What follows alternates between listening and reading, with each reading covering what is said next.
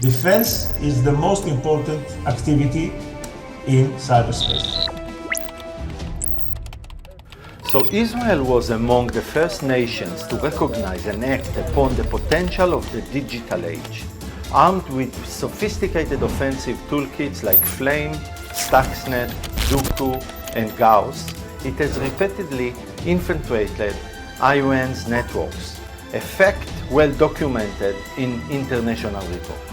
Now, according to foreign sources, in 2017, Israeli intelligence officers uncovered Russian hackers using Kaspersky Labs antivirus software to penetrate US networks. This operation, which involved hacking into Kaspersky own network, marked the first detection of Russian cyber espionage tactics. The incident cast a global spotlight on the risks inherent in using Kaspersky software within critical infrastructure, particularly in the United States. From monitoring mobile communications to intercepting satellite traffic and tapping undersea fiber optic cable, Israel is considered a second-tier cyber power on par with nations like Russia, China, and the UK. It stands only a tier below the United States. Israel is also a powerhouse in venture capital funding for cybersecurity, second only to the United States. This claim is supported by a wealth of data on global VC investments. So how does a country with a population comparable to that of London become a heavyweight contender against global superpowers? In the realm of cybersecurity warfare and security, Israel stands tall, defying its size to shape the digital landscape. At a glance, there seems to be little there, but Israel's journey in cybersecurity tells a story of strategic foresight, innovation, and indomitable spirit. A story that we will unveil in Israel's Cyber Rise becoming a global cyber power. So let's rewind to the beginning, to where it all started. An Israel's cyber journey is rooted in a series of pivotal moments that highlight its evolution into the cyber powerhouse. The story of Israel begins in 1948 with the birth of a nation.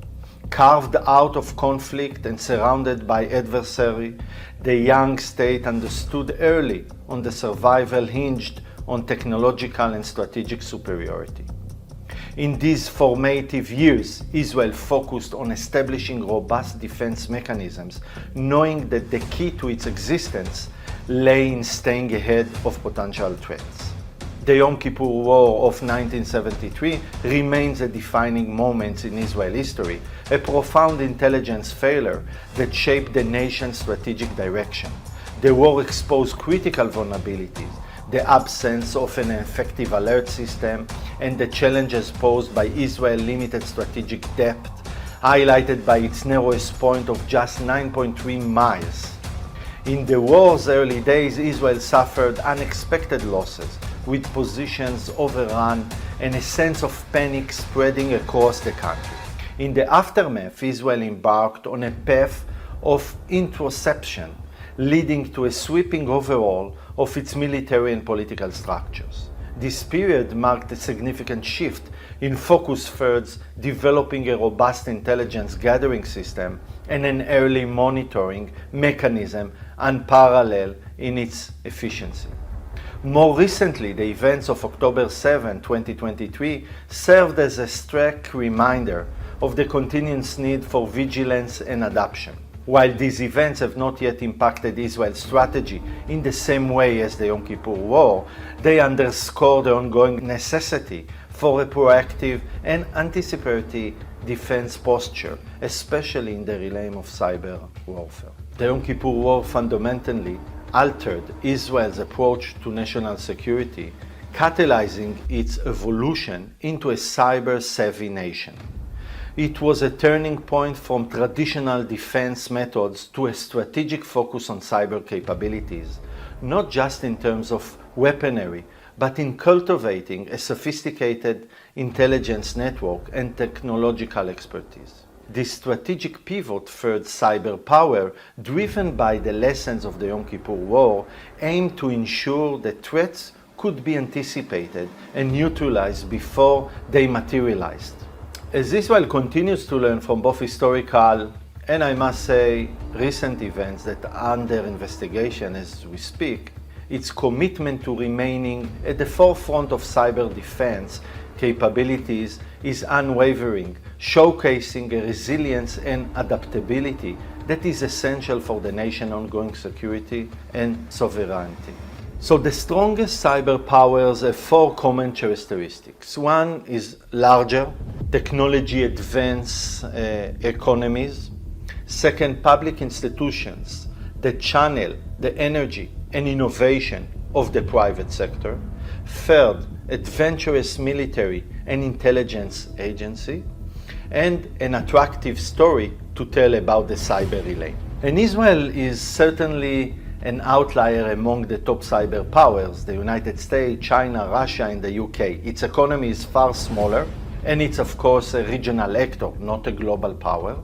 Nevertheless, Israel meets these criteria. Its public institutions, both civil and military, play an unusual role in channeling the energy and innovation of the private sector. Israeli military and intelligence services are highly advanced and forward-looking and have played a critical role in developing Israel's high-tech and cyber capabilities. And lastly, Israel has an attractive story to tell in the cyber relay.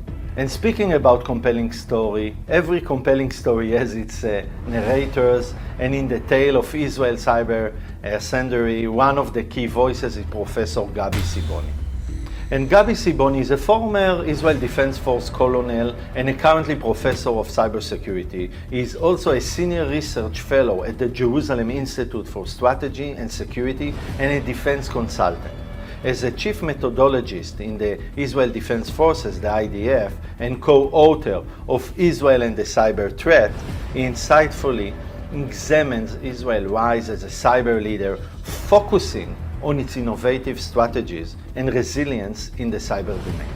So I met Professor Siboni for some insightful discussion. So how has Israel's unique geopolitical situation influenced its cyber strategies, and what are the most significant factors contributing to Israel's success in cybersecurity? The situation of Israel is the ability of the IDF to gain access to the top intellectual property, human intellectual property resources in Israel, and to train them, to put them in production. It means they immediately go to the intelligence, to the defense side, to the Israel Defense Force, to the Navy, and then after this kind of few years of work, they go back into the market and they start their way into the startups and in companies.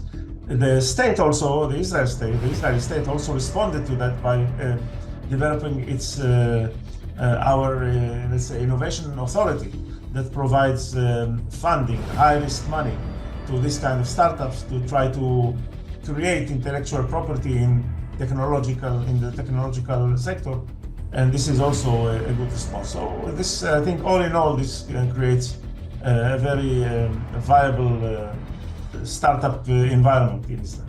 Professor Siboni here touches a very important point. Israel's unique geopolitical situation, characterized by its relatively small size and the constant threat from the neighboring countries and non-state actors, has significantly shaped its cyber strategies. The need for robust defense mechanisms and intelligence capabilities has always been a paramount. This has led to a cybersecurity strategy that is proactive, aggressive, and innovative.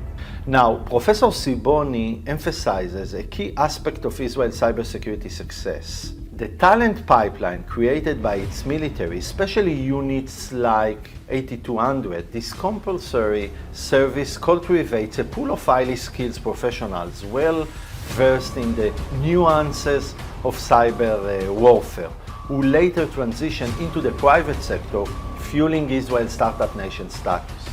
This symbiosis of military experience and private sector innovation, supported by government investment in cybersecurity infrastructure and education, creates a dynamic environment for developing advanced cybersecurity technologies. Also, Israel's unique innovation culture, coupled with government support and international collaborations, enhance its ability to rapidly adapt to emerging threats. The integration of military expertise, academia, and the private sector, as seen in hubs like the Beersheba Center, alongside platforms like the CERT-IL, showcases a comprehensive approach to cybersecurity. This blend of talent, innovation, and rapid adaptation positions Israel at the forefront of global cybersecurity, ready to tackle challenges in an ever-evolving digital landscape. So, Professor Siboni, could you discuss some of the major cyber threats Israel is facing and how it has responded effectively? Israel is facing threats all over the domain. It's a wide area of threats. And now, because cyber has become a very, let's say, large environment and surface for threats to attack Israel and to harm its environment. Israel is a very technological state, so because you are very technological, you are exposed to this type of threats. Okay, so we are exposed to let's say three, as every other nation. Then the content is varies to three environments. One is the, let's say, the political environment, because the political threats, that means that cyber threats that are generated due to political motivation. It is by states. It can be enemy states like Iran, Syria. Okay, we have in Gaza. We have enemy states. You have, let's say, non-state organization that also are active. Normally they are supported by states. You can see Hezbollah, Hamas, and also other organizations that are supported probably by Iran, by states. And this is one family. And the second family is our rivals, which they will not be enemies, but you will see that they are very active. China, Russia. Rivals that are active in Israel and in cyberspace. They are active in trying to penetrate, to gather information, and to gain whatever they can get, also to steal intellectual property. Yes, the second family of threats, and the third one, of course, is also friendly countries that are active in Israel.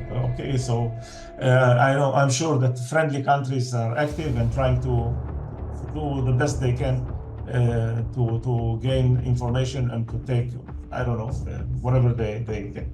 This is the political environment. The second one is, let's say, criminally motivated, mainly money motivated, okay? This is a huge threat to any state, also in Israel, because Israel is very, the intellectual property in Israel is very wide. So that can be also done by states sometimes, Korea, China also is active criminally. The motivation is criminal motivation. It means that they want to gain access to business intelligence, to economical intelligence, and to IP, to intellectual property. So Professor Siboni touches here well the adversaries' groups and their motivation. So let's develop it a bit further. And Israel faces diverse cyber threats from state and non-state actors. Key state threats include Iran targeting Israel national security, Russia and China suspected to penetrating Israeli networks, and North Korea's Lazarus groups known for attempted cyber attacks on Israel defense sector.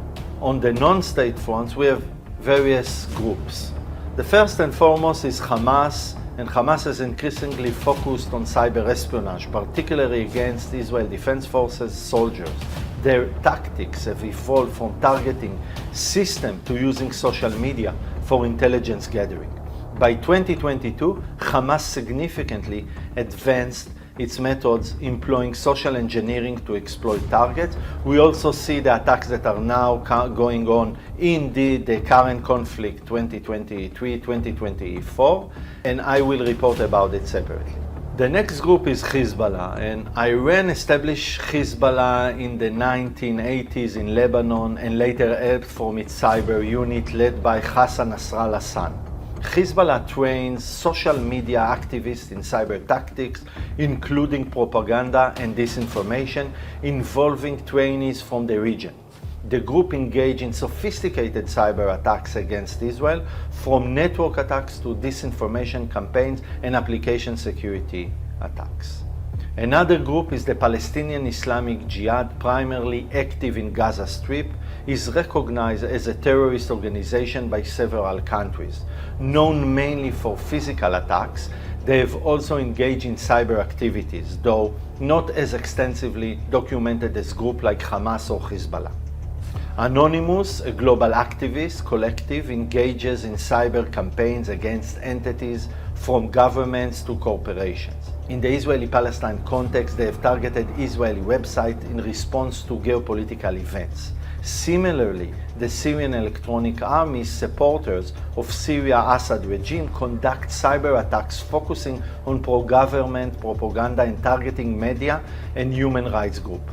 This array of threats illustrates the complex cyber challenges Israel faces, demanding versatile and strong cyber defenses. So in your book, you analyzed the cyber threat landscape in the Middle East with a particular emphasis on Iran. Could you describe the current level and sophistication of Iran's cyber capabilities and the threat they pose to Israel? They are very active. In a matter of fact, I published few articles regarding the cyber capabilities of Iran, where I analyzed what Iran is doing, how it is doing, and try to evaluate the organization part of Iran.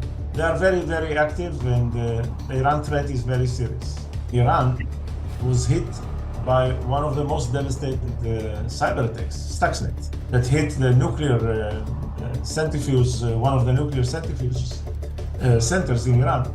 Then you understand that you are exposed, and they developed. Iran is a very high technological state as well. They developed their defensive response and their their offensive response. So Iran has invested a lot of money in this environment, and they have become a very serious threat, not only to Israel, to the West world as well, to the US, European countries. We have seen Iran active during the nuclear talks. They were active. They attacked the financial sector in the US. Many years back, we have seen the Iranian ambassador to Mexico was recorded when he tried to let's say, to hire a hacker group in Mexico to do some activity for Iran. And Iran is doing its best.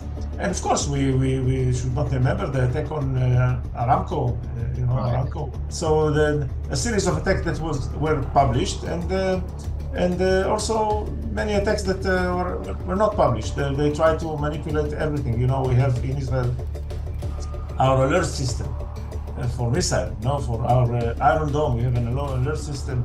They try to manipulate that as well, with no success. So as Professor Siboni stated, Iran's rapid development of cyber capabilities in the 2010s can be attributed to three main factors. Firstly, the widespread protest following the controversial 2009 presidential elections highlighted the need for enhanced cyber control. Secondly, the 2010 Stuxnet cyber attack, which physically damaged Iran's nuclear program, served as a catalyst. And by the way, if you are interested in more information about it, I did 2 videos about Stuxnet.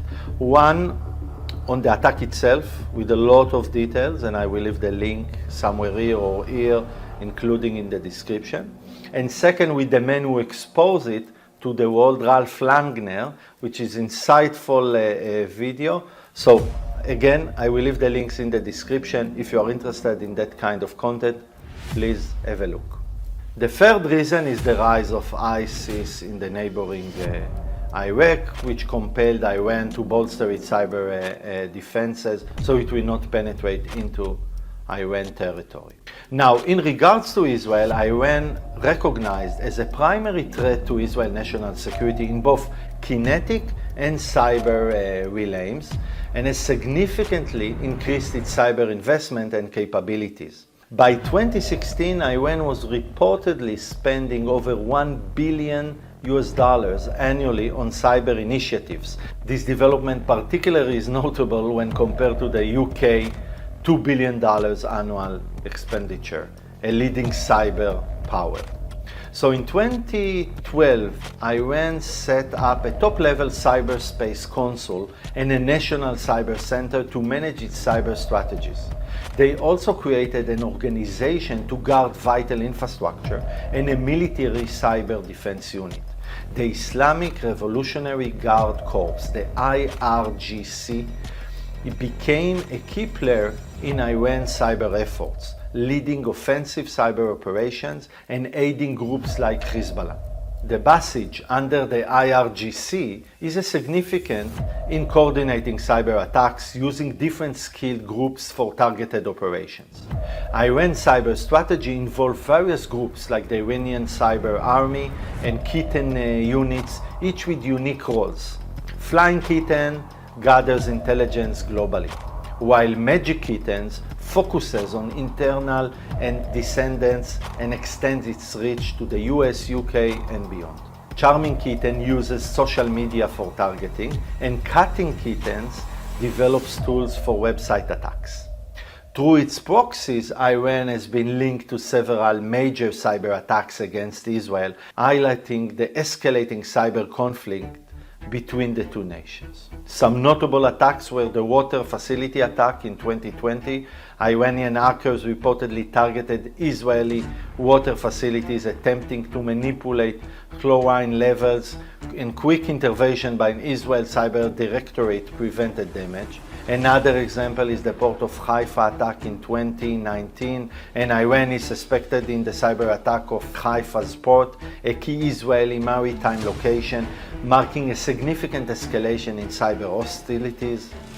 And the last but not least, Israel Electric Corporation attacks in 2016, alleged Iranian ransomware attack target. Their agenda is offensive. You have to understand that most of their budget should go to defense, because if they don't defend their backyard, there will be hits, such as happened to NSA with the Snow. So this is the main point. Israel has created a very large, let's say, environment for defensive activity.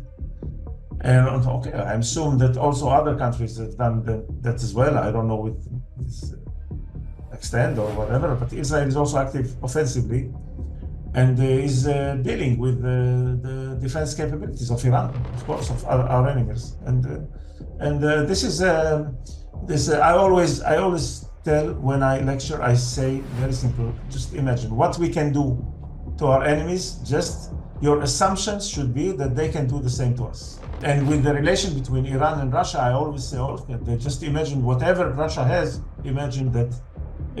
Assume that Iran has. So we are dealing with very sophisticated enemies, and we have to take care of that. I think this is very important.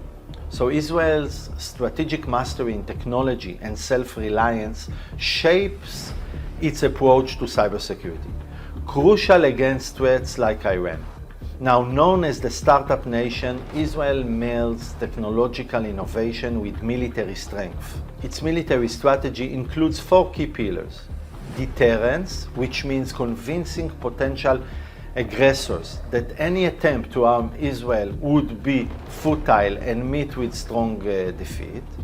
Detection, ensuring early warning to respond swiftly to threats and mobilize defenses. Defeat, effectively stopping enemies from continuing their aggressive action by crippling their military capabilities or will. And defense, that was added in the mid-2000s, and this pillar reflects the modern necessity for comprehensive cybersecurity and protective measures. To counter Iran's cyber threat, Israel fortifies its cyber defenses around critical infrastructures, develops preemptive offensive capabilities, and emphasizes strategic intelligence gathering. Collaboration with global allies, coupled with its innovative tech sector, underpins Israel's cybersecurity defense strategy. In the escalating cyber tensions with Iran, Israel's commitment to adaptability, innovation, and international partnership is key to maintaining its cybersecurity edge. So, facing a challenging strategic environment, Israel has long understood that it couldn't match the sheer scale of its adversaries in terms of economic, military, and diplomatic resources. This realization led to a strategic emphasis on technology, not just for direct military applications, but also as a foundation for socio-economic growth essential for sustaining defense efforts. Cybersecurity capabilities have become a cornerstone of this strategy, reflecting Israel's innovative and adaptive approach to emerging challenges. In the intricate framework of Israel's cybersecurity, 4 pivotal bodies and several key entities play crucial roles.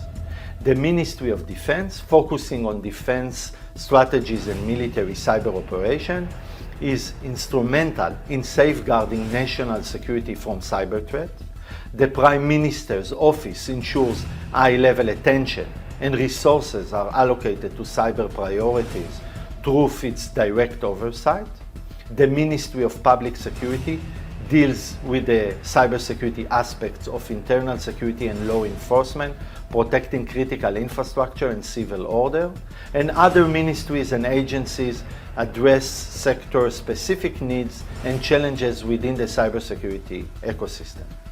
Now, integral to this framework are specialized units like Unit 8200, is akin to the US NSA or British National Cyber Center, responsible for signal intelligence, electronic eavesdropping, code decryption, and now cyber intelligence collection and offensive cyber operation. C4I is Cyber Defense Branch, including the Cyber Defense Brigade, an operational command responsible for defending the Israel Defense Forces against cyber attacks. The National Cyber Directorate, the INCD, under the Prime Minister's office, orchestrates these efforts as the central authority. It crafts and implements the national cybersecurity strategies, coordinating among governmental entities and overseeing overall policy and significant cyber incident responses. And supporting these efforts are the Mossad, focusing on the international cyber intelligence, and the Israeli security agency ISA or Shin Bet, handling internal cybersecurity threats. This cohesive structure, bolstered by the expertise of the Unit 8200, C4I, INCD, Mossad, ISA, and other agencies, ensures Israel's approach to cybersecurity is comprehensive, unified, and strategically focused, ready to counter emerging cyber threats. So looking ahead, here is what's up in the world of cyber warfare. And first off, we have got countries getting really sneaky with their cyber attacks. They are not just poking around, they are aiming for the big stuff that can really mess things up, like power grids and secret government information. Then there is the whole AI thing. Imagine hackers using super smart computers to make their attacks even trickier.